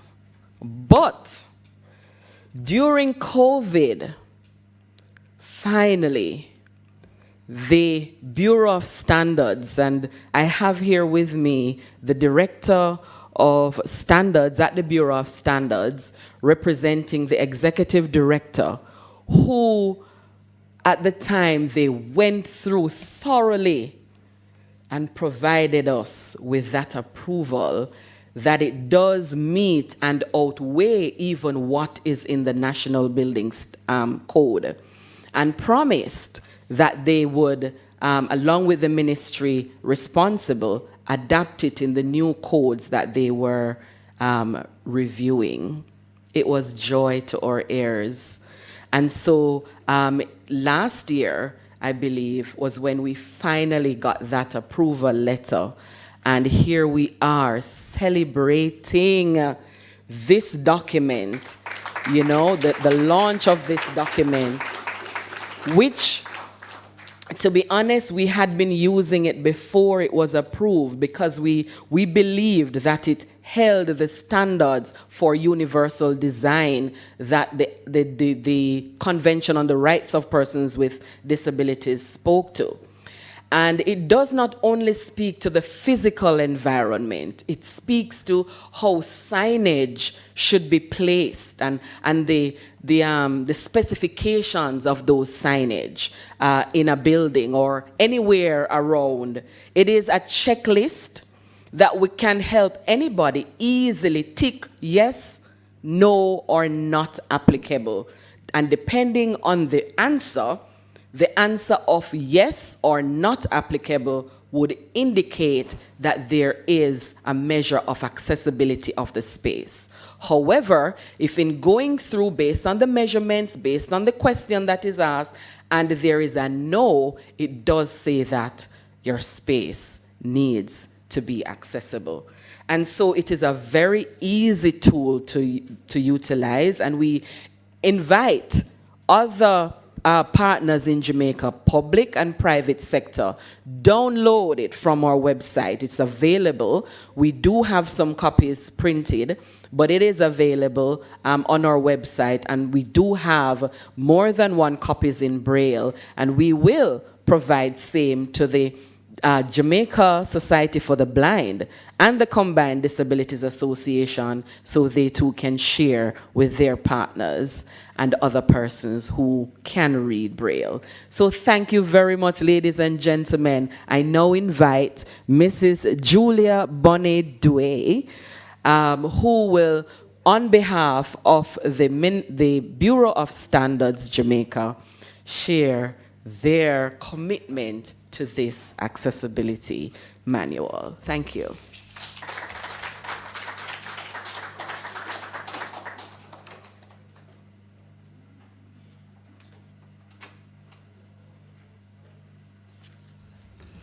Thank you, Dr. Hendricks, and good afternoon to all. Okay, then. Acknowledging the presence of our ministers, Minister Charles and Dr. the Honorable Norman Dunn, the presence of past board members, board chair, and the present board chairs, past executive director, Ms. Burnett, and our executive director, Ms. Dr. Hendricks, all chairmen, board members, and everybody else, all members who are here. From the Bureau of Standards, I bring you greetings. Now, Dr. Hendricks spoke about the checklist and how we got to this point. I'm sorry to say I didn't know that, but I'm happy about the journey she took. So when, in representing the Bureau of Standards Jamaica, I want to acknowledge our commitment to the process of creating standards that will help the country move forward. As the national standards body, we recognize the importance of the work of the Jamaica Council for Persons with Disabilities and the work they have done over the last few years, and towards creating a harmonious and inclusive society. This, surprisingly, for me, that is, when I looked at it yesterday, is in congruence with the work of ISO. Now, ISO is an international body that is in standards development, and the Bureau of Standards Jamaica is the national standards body in Jamaica that does the same thing. ISO's vision is to make lives easier, safer, and better with standards. I think it ties rightly what JCPD is doing. The Bureau's vision is to create a society that is stable and protect the consumer. So as we create the standards, this is our aim, to create standards that will make our way of life a better way of life, protect each of us as a consumer, and move towards inclusivity for all. Now, the standards development, we developed the standards, the building code, as Dr. Hendricks mentioned, and these building codes were developed by technical committees, but specifically, they were aligned to international standard from International Code Council, ICC, who also aligned the standards with the American Disabilities Act. And they were the one who developed the checklist with the Kentucky County that Dr. Hendricks is speaking about. So in the building code, we always reference and align and research internationally. So what is happening that the standard we develop is referenced internationally and is robustly discussed and derived to be the best of the best and best in class. Now, the access to the checklist, as Dr.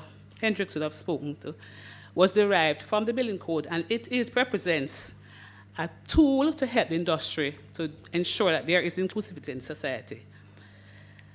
Now, while the Bureau of Standards will develop the standards, the actual monitoring and regulating comes from the Ministry of Local Government and Community Development and its agencies.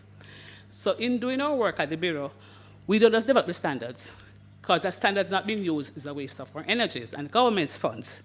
So we develop the standards, but we actively seek to engage the person who will use the standard in that process. So we actively engage the Ministry of Local Government and its agencies to ensure the standards are relevant and used.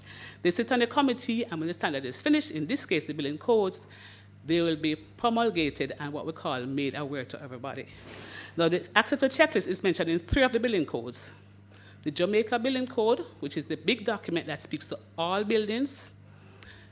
The retrofitting of the Jamaica existing buildings, which is Jamaica Existing Building Code, which is retrofitting of all buildings, and the Small Residential Building Code, which is for all small buildings and residential buildings. So this checklist, applies to everything. The situation around now is that the Building Act was passed in 2018, I think, and it's been implemented in phases. So this checklist is a mandatory document under the Building Act, because the Building Act refers to the Building Code, which the Building Code includes the checklist. So the implementation of this checklist is a regulation and it's a mandatory process from here on. However, the Ministry of Local Government is implementing in phases. Somebody asked me a little while ago, what about public awareness? The Bureau has actively engaged with our stakeholders to ensure that all persons are aware. So presently, we have a World Bank project under the government of Jamaica that is aimed at making all the parties aware of the codes, which include a checklist. This has been taken through by a contract, and the consultant is actually the University of Technology. A group of experts under UTech. The training starts in September this year, and the codes we mentioned first are the first 3 to be trained in. All the stakeholders, including financiers, NHT, the banks. I hear Dr.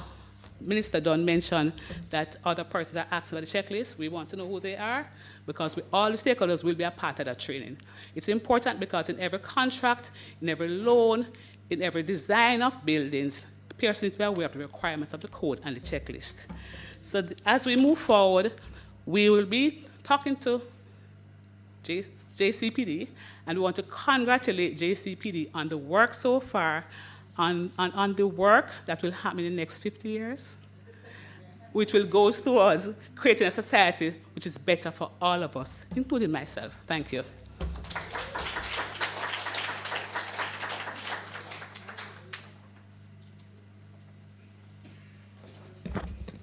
Thank you very much. We see what partnership can do, and so that is the way forward.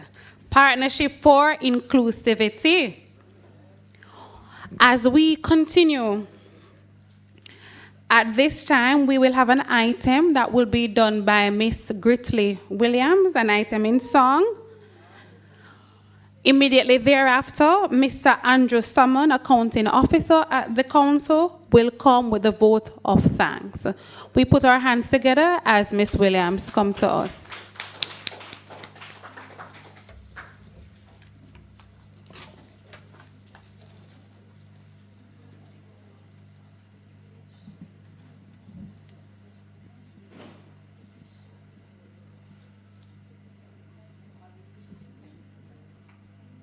Good morning, everybody. Okay. This wasn't planned, however, I hope I do my best. So I hope you'll enjoy. Okay. Sometimes it's hard, but trying you'll make it. Believe you me. In order to achieve, go forth and take it. Set yourselves free. With obstacles in your way, you may fall before you rise. But if you really want good, you know have to run. So get up and keep your eyes on the prize and strive. Step up in life and go forward, you know. You've got to strive. Remove the doubt from out your mind and let good flow. With obstacles in your way, you may fall before you rise. But if you really want good, you know have to run. Get up and keep your eyes on the prize. And as part of the plan, you feel have ambition. The Almighty One as your foundation. Hey, nobody get rich and scripture, that is definitely wrong. Don't forget your friends and where you come from. If you were thief, remember God not sleep. And although you're a robber man and you get well last week, you fall out the street, but you're beaten going steep. Cause God the silent river and you know it run deep, yeah. Throughout history, lots of great men and women went about things the old-fashioned way. They just kept on winning and winning. So strive, step up in life and go forward, you know. You've got to strive. Remove the doubt from out your mind and let good flow. You've got to strive. Thank you.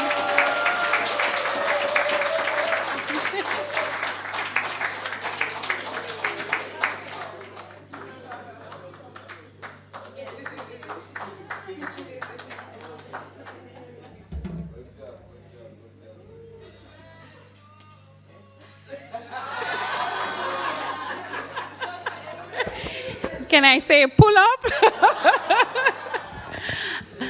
I'm sure we all. Thank you, Minister. Yes, I haven't heard that song in a long time. Where did the good tunes go? Thank you very much, Miss Williams. So remember that for sharing that with us. Perhaps that can become our anthem. Strive. Whilst Mr. Salmon prepares to come to us with the vote of thanks, at this moment, we will be presenting a few tokens, and so I'm going to invite Dr. Christine Hendricks to come now to present to our ministers a small token of our appreciation.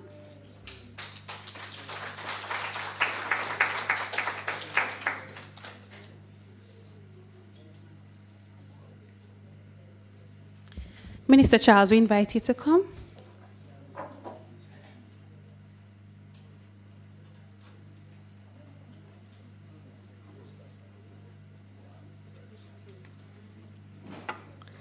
Minister, it's such a breath of fresh air to listen to you this morning into this afternoon. We truly want to say thanks to you for choosing to serve at the Ministry of Labor and Social Security, and you will have disability under your portfolio. And though you indicated that Minister Dunn will be working closely with us, I know that you will not be very far behind. So thank you so very much for sharing in our celebrations this morning into afternoon, and we look forward to continued work to ensure that Jamaica becomes a better place for persons with disabilities. Thank you so much.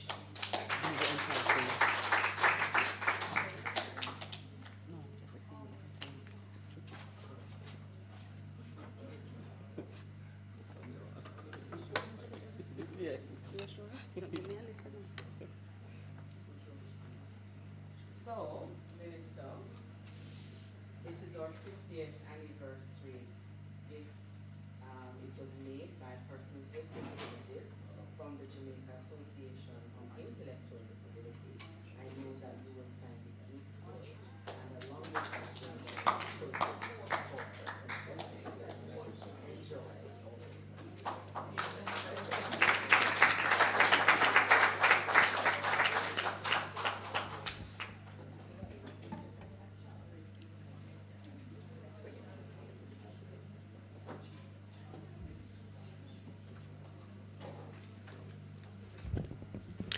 Minister Dunn,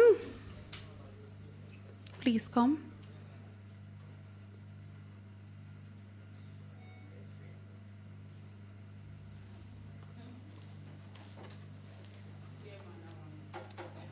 Minister Dunn, we look so very much forward to working with you.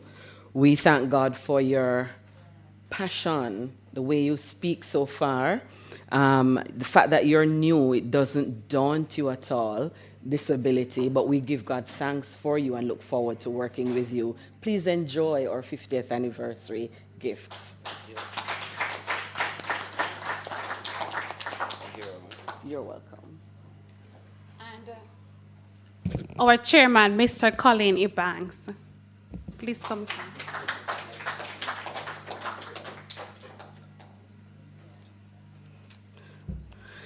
Sir Banks, you stepped up to the plate of being the first chairman for the new Council for Persons with Disabilities. We want to thank you for your dedication so far.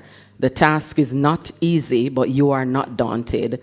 We give God thanks for you and pray that you'll continue to work with us to make Jamaica a better place for persons with disabilities. Please enjoy our gift on behalf.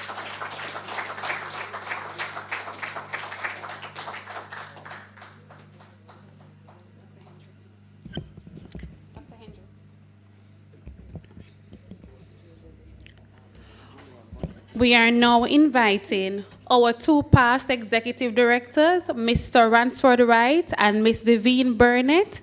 Please come in that order to receive your tokens.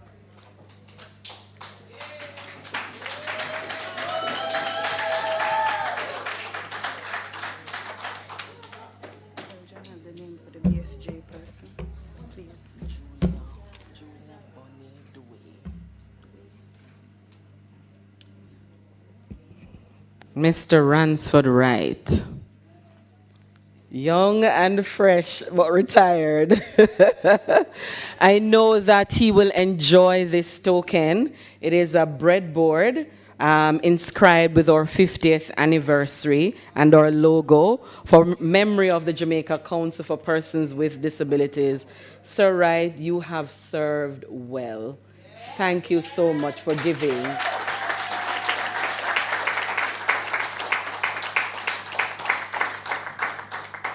For giving to persons with disabilities. God bless you. Enjoy.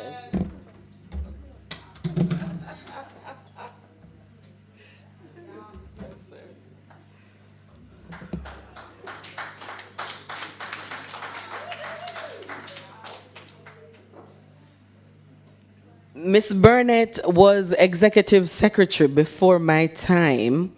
But when I came to the council, I remember she was the art therapist at the Assessment and Guidance Center. She used to allow those young people with disabilities to use art to tell their story if they couldn't speak. And then she would have a conversation with them over their art piece. I'll never forget it. Thank you so much, Miss Burnett, for giving to persons with disabilities. Enjoy your gift.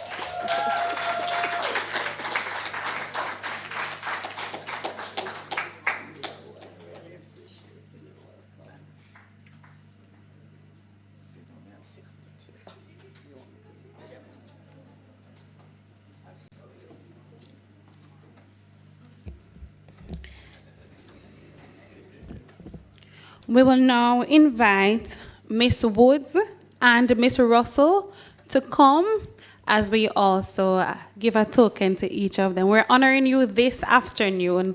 Please come in that order, please. Miss Woods and then Miss Russell.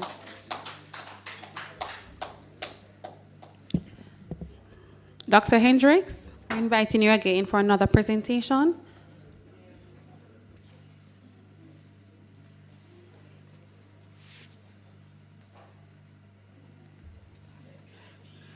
Elise Wood. I remember I met her last year for Disabilities Awareness Week when we were providing the scholarship recipients with their letters of award. And I also remember Elise being part of that 50 that Scotiabank trained and prepared for the world of work.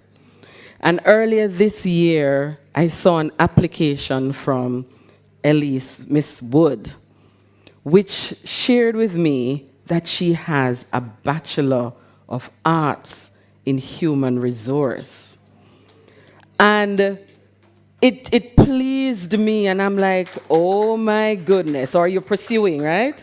Yes, she's pursuing that Bachelor of Arts in Human Resource. And I said, you know, people like Elise need good employment. And I look forward to you being employed, not only at the Ministry of Education where you are now, but I know where your desire lies. And I look forward to seeing that happen. God bless you.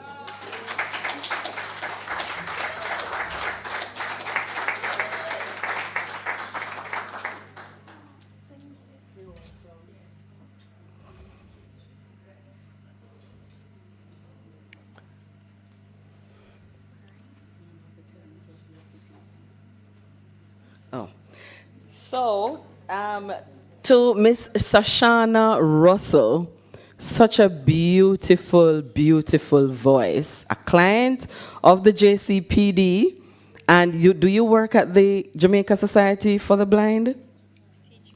Aha, she teaches at the Salvation Army School for the Blind? Society for the Blind. Thank you so much, Sashana. It is our pleasure to present to you this portfolio with the Jamaica Council for Persons with Disabilities logo and our 50th anniversary inscription, 1973 to 2023. Enjoy.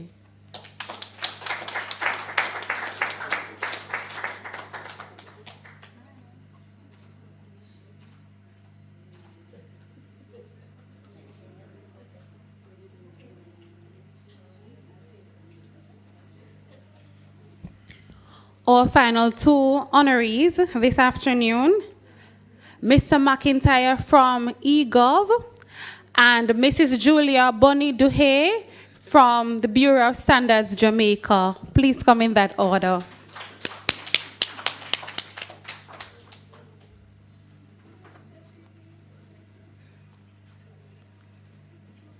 Sir McIntyre, I think if there was a word that he could use to describe this person standing to make this presentation is bothersome.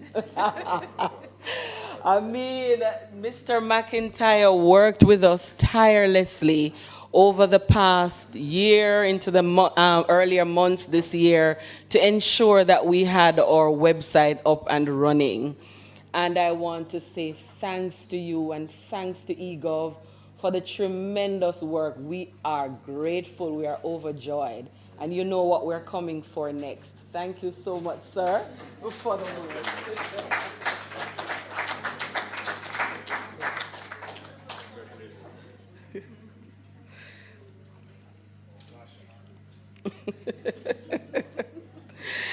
Mrs. Julia Bonnet Dewey.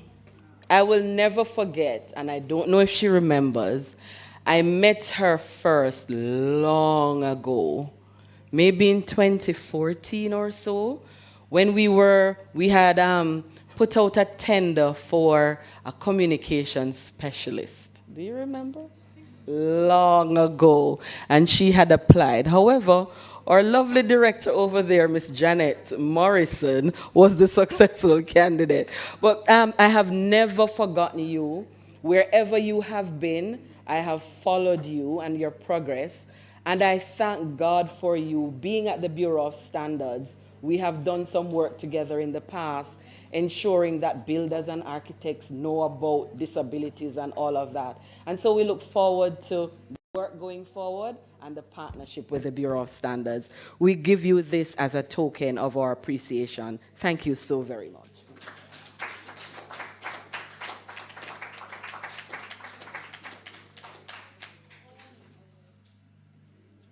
Done? Thank you very much, Dr. Hendricks. Mr. Saman will now come.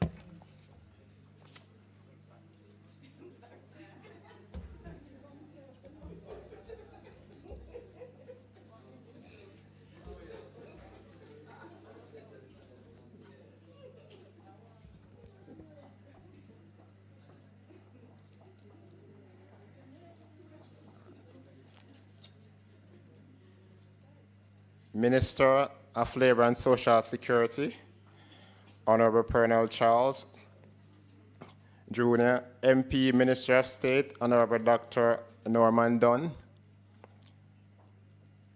Chairman of the JCPD Board of Management, Mr. Colin Ebanks, members of the JCPD Board of Management, Executive Director, Dr. Christine Hendricks, colleagues from the Ministry of Labor and Social Security, past chairman of the JCPD, past directors of the JCPD, past and staff of the JCPD. Ladies and gentlemen, good afternoon. We're gathered here to celebrate a very special occasion, the 50th anniversary of the Jamaica Council for Persons with Disabilities.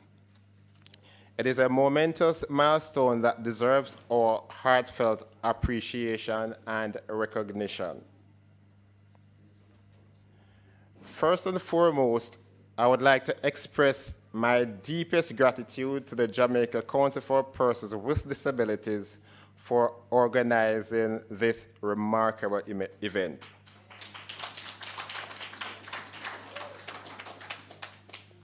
Your dedication to support individuals with disabilities and advocating for their rights is truly commendable. Over the past 5 decades, you have worked tirelessly to create a more inclusive and accessible society for all. Your commitment and unwavering spirit inspire us all. I would also like to extend my gratitude to our honorable ministers, past directors, past chairmen, past staff members, colleagues of the ministry, distinguished guests, esteemed speakers, and performers who have graced us with their presence this afternoon. Your contributions have added immense value to the event, and we are privileged to have had the opportunity to hear your inspiring words and witness your incredible talents.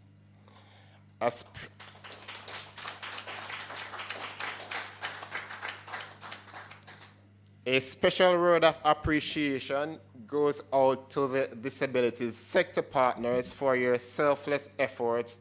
You have played a pivotal role in changing lives and making a positive difference within the community of persons with disabilities. Your dedication and compassion are truly remarkable, and we are grateful for your unwavering support. We must also acknowledge the invaluable support provided by our disability stakeholders and partners. Your generosity has enabled the Jamaica Council for Persons with Disabilities to carry out its mission effectively and reach out to those in need. Your commitment to creating equal opportunities for individuals with disabilities is truly commendable, and we are grateful for your continued support.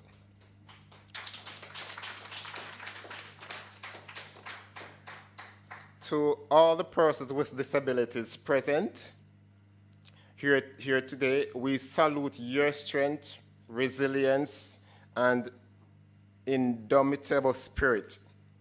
Your presence reminds us of the importance of inclusivity and the need to create a society where everyone can thrive. Your stories of triumph or over adversity inspire us and serve as a reminder that every individual has the potential to achieve greatness.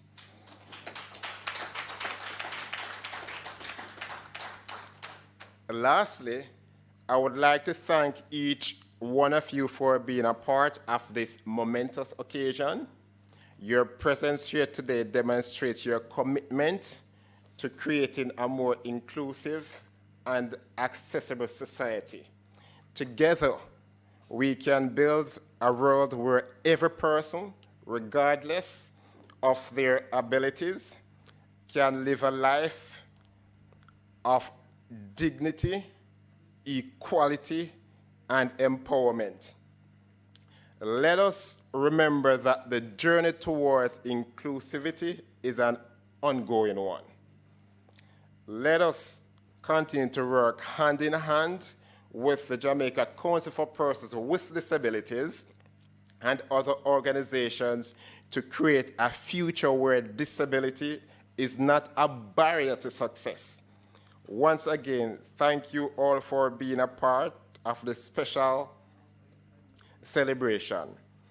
May we continue to strive for a society where every person is valued and respected.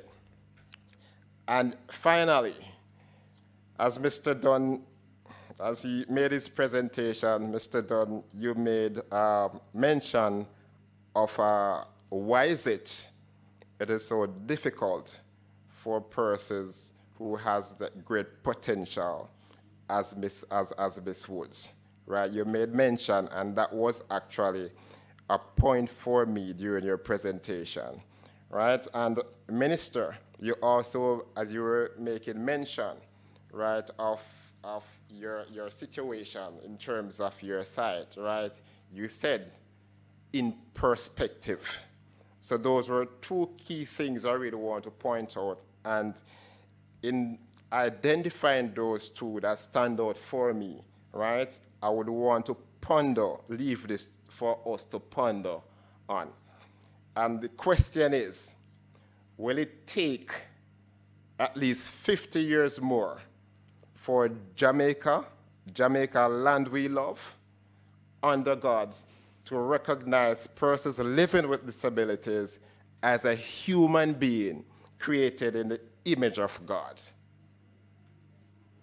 Thank you, and have a wonderful afternoon.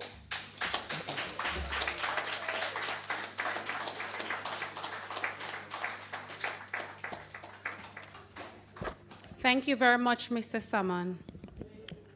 Ladies and gentlemen, I do believe we have come to the best part of the afternoon. We have heard it all. I really don't have much to add. We've heard where we began. We now know where we are, and certainly we are not like a tree without roots. So we know where we are, and we know where we want to be, and the trajectory that we are on. Be blessed, and as our hardworking chairman always say, the work continues. Let's get on with it. Do have a blessed afternoon.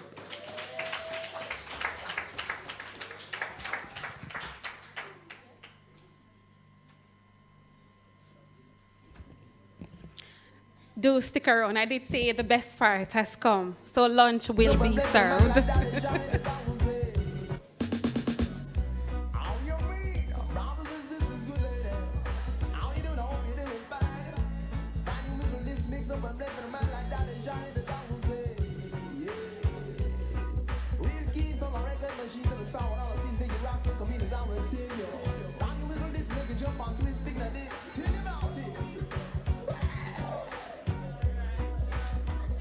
Sometimes it's hard, try and you make it, leave you me. In order to achieve, go forth and take it, set yourself free. Obstacles in your way, you may fall before you rise. But if you really want good, you know how to run. So get up and keep your eyes on the prize. So as part of your plan, you feel your ambition, and the Almighty One has your focus. Ladies and gentlemen, while we